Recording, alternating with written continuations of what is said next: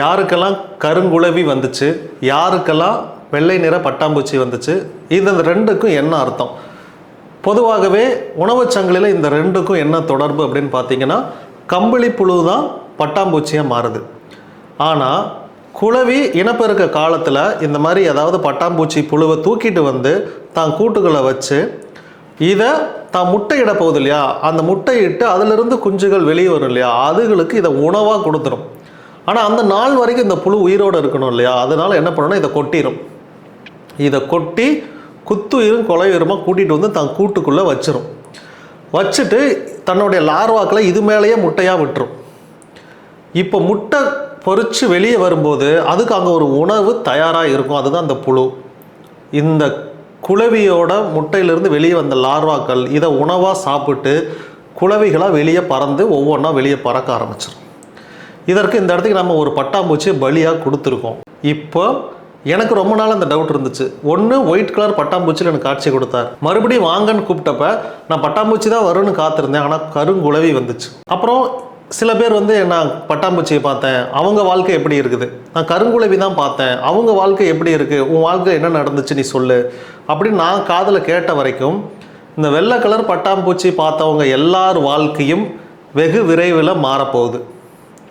வேறு கலரில் பட்டாம்பூச்சி நீங்கள் பார்த்துருக்கீங்க அப்படின்னா உங்கள் வாழ்க்கை மாறுறதுக்கு தயாராக இருக்குது, ஆனால் நீங்கள் மாறலை அப்படின்னு அர்த்தம். இதுதான் இண்டிகேட்டர்.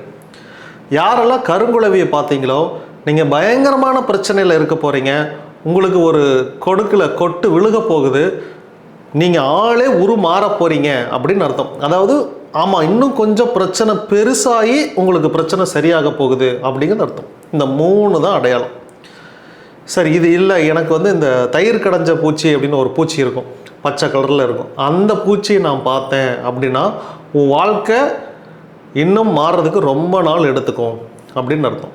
ஏன்னா வரவங்க எல்லாரையும் நான் அனலைஸ் பண்ணி நீ என்ன பூச்சியை பார்த்த, என்ன கலரில் இருந்துச்சு, நீ வேண்டுதல் வச்சியா, வேலை செஞ்சியா, எத்தனை நாளில் மாறுச்சு, நீ வேலையே செய்யலையா, இது எல்லாமே கேட்டு யார் யாருக்கு என்னென்ன ரூபத்தில் காட்சி, கண்டிப்பாக இதுக்கு ஒரு அர்த்தம் இருக்கும் அப்படின்னு தான் நான் லிங்க் பண்ணேன். நிச்சயமாக அர்த்தம் இருக்குது. சில பேர் தவளை பார்த்தேன் அப்படின்னாங்க. தவளை அப்படின்னா உன் மனம் இதே மாதிரி ஆசிலேஷனில் இருக்குது, ஐயா இந்த ரூபத்தில் காட்சி கொடுக்கல, நீங்கள் யார் எப்படி இருக்கீங்கிறத உங்களுக்கு அந்த ரூபத்தில் வந்து காட்சி கொடுக்குற. தவளை மாதிரி தாவி தாவி தாவி தாவி உங்கள் எண்ண அலைகள் போயிட்டுருக்கு. ஒரே இடத்துல நீ உட்காரு, ஏதோ ஒன்றை பிடிச்சின்னா உன்னை நான் சரியாக்குறேன் அப்படின்னு கடவுள் சொல்கிறார். இதுதான் அர்த்தம். அதனால் இனிமேல் இந்த வீடியோவுக்கு கீழேயே நீங்கள் என்ன பார்த்தீங்க, என்ன ரூபத்தில் ஐயா உங்களுக்கு காட்சி கொடுத்தாருன்னு சொன்னால் நான் அடுத்த வீடியோக்கெல்லாம் அதற்கான என்ன அர்த்தம் அப்படிங்கிறத நான் போடுறேன். இதை தெரிஞ்சு வச்சுக்கோங்க, தெரியப்படுத்துங்க. கேளை சித்தர் நமோ நமக.